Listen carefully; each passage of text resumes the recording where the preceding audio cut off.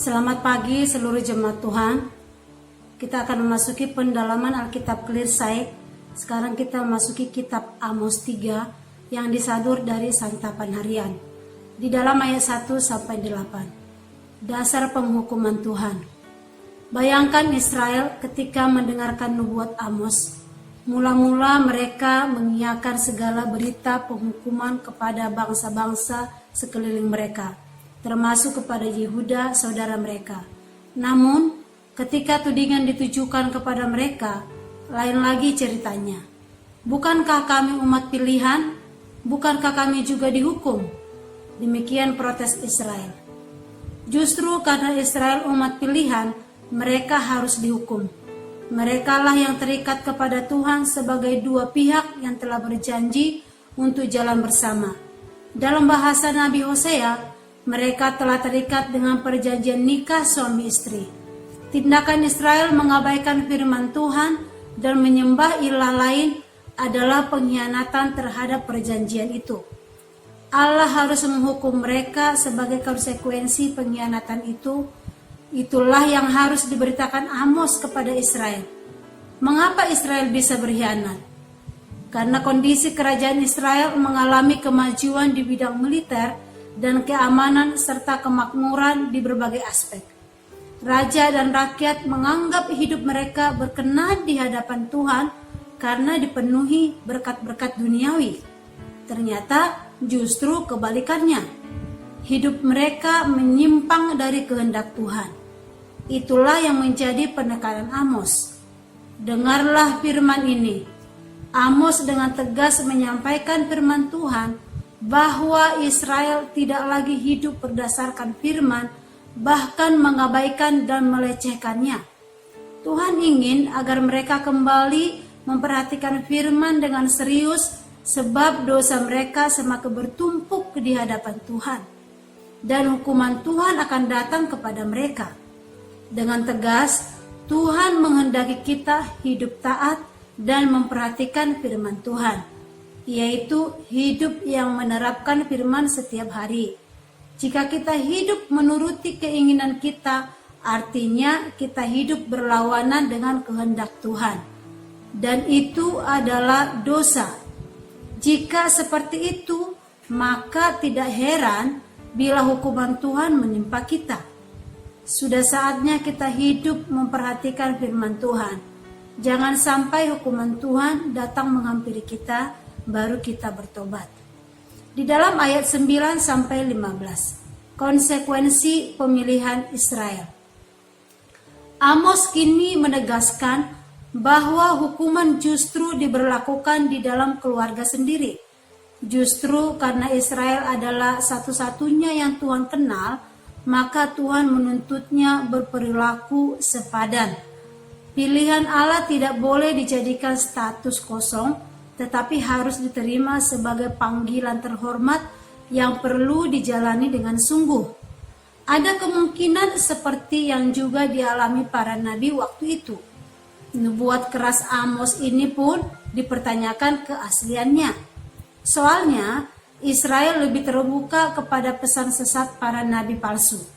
Amos kini memberikan dukungan bagi suara kenabiannya yang bagaikan suara singa mengaum itu. Tak ada nabi dapat berbuat kecuali nabi palsu, kecuali Allah menggerakkannya.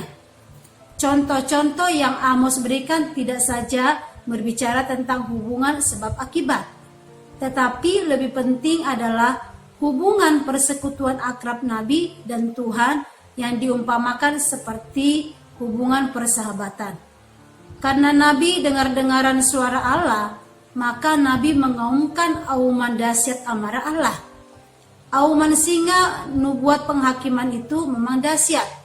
Tidak saja Tuhan tidak akan membuat perkecualian terhadap umat yang dikasihinya, Tuhan pun tidak akan membuat hukumannya sebagai urusan pribadi. Sebaliknya, hukuman itu akan bersifat terbuka, sehingga bangsa-bangsa kafir musuh Allah tahu bahwa umatnya sedang dihukum oleh Tuhan. Apabila dulu Allah menghancurkan Mesir demi memerdekakan Israel, kini hukuman Tuhan akan membuat Israel mengalami kehancuran. Penjarahan, kehancuran, kehinaan akan harus ditanggung oleh umat yang keras hati. Singa telah mengaum, seharusnya lah mereka takut dan bertobat. Yang menjadi renungan bagi kita, kasih Tuhan tidak membuat Dia mengorbankan kesuciannya dan keadilannya. Karena itu, selaku umat pilihan yang menerima kasih-Nya, kita harus hidup serasi dengan sifat-sifatnya. Amos 4 disadur dari santapan harian. Ayat 1 sampai 5. Perpuluhan tambah dosa sama dengan sia-sia tambah hukuman. Perpuluhan ditambah dosa adalah kesia-siaan dan hukuman. Misalnya, ada seorang pemuda yang rajin ke gereja, bersaat teduh, berdoa, dan rutin memberi persembahan. Isi rumah, berbagai gadget, bahkan akun Facebook miliknya pun kental dengan nuansa rohani. Namun, ia rajin juga ke pelacuran tiap minggu, suka mabuk-mabukan, dan selalu mempertebal isi kantongnya dengan penipuan, pemerasan, dan lain-lain. Hidup terpecah belah saling berlawanan, seperti itulah yang dikecam oleh nas ini. Amos mengecam kehidupan bangsa Israel melalui dua nas yang terpisah. Di ayat 1-3, para wanita kalangan atas di Samaria dikecam karena gemar memeras dan menindas orang-orang yang lemah, dan bahkan sigap mengajak suami mereka untuk mengidangkan minuman keras dan berpesta pora. Hukuman bagi mereka sudah jelas, yaitu turut binasa bersama kehancuran kota Samaria. Di ayat 4-5 yang juga bersambungan dengan ayat 6-13, Amos menyindir kehidupan seluruh bangsa Israel Utara yang tidak konsisten. Mereka rajin memberi persembahan dan perpuluhan, tetapi rajin juga berbuat dosa. Mereka hanya setia pada formalitas ibadah yang dibatasi ritus-ritus kesalehan dan persembahan. Sebaliknya, dasar etis tentang kehidupan sebagai umat Allah yang kudus justru dibuang jauh-jauh dari kehidupan sehari-hari mereka. Bagi Allah yang seperti ini layak diganjar hukuman. Nas ini menjadi peringatan bagi kita. Setiap orang Kristen semestinya menghayati teologi persembahan yang tepat. Persembahan adalah ungkapan syukur kepada Allah atas berkat-berkat yang Ia berikan melalui pekerjaan yang dilakukan di dalam kebenaran dan kekudusan. Persembahan tidak lepas dari kehidupan orang yang memberi persembahan. Nasihat Paulus memerintahkan kita agar mempersembahkan tubuh sebagai ibadah yang sejati. Roma 12 ayat 1. Jika kerja dan hidup diwarnai dosa, bagaimana mungkin hidup kita bisa menjadi persembahan yang hidup, kudus, dan berkenan kepadanya? Jika demikian, kita sama saja dengan orang Samaria yang merasa saleh, tetapi kemudian dijatuhi hukuman Allah. Di dalam ayat 6-13, menantang Allah. Mungkinkah ada yang berani menantang Allah? Mungkin saja seorang ateis melakukan hal itu. Tetapi, bagaimana dengan orang beragama? Mungkinkah orang yang rajin beribadah, memberi persembahan, memiliki regionalitas yang tinggi, justru berkali-kali menentang dan menantang Allah, sekaligus menguji batas kesabarannya? Kehidupan Israel tidak mencerminkan status mereka sebagai umat Allah, dan semua ini tak dibiarkan begitu saja oleh Allah.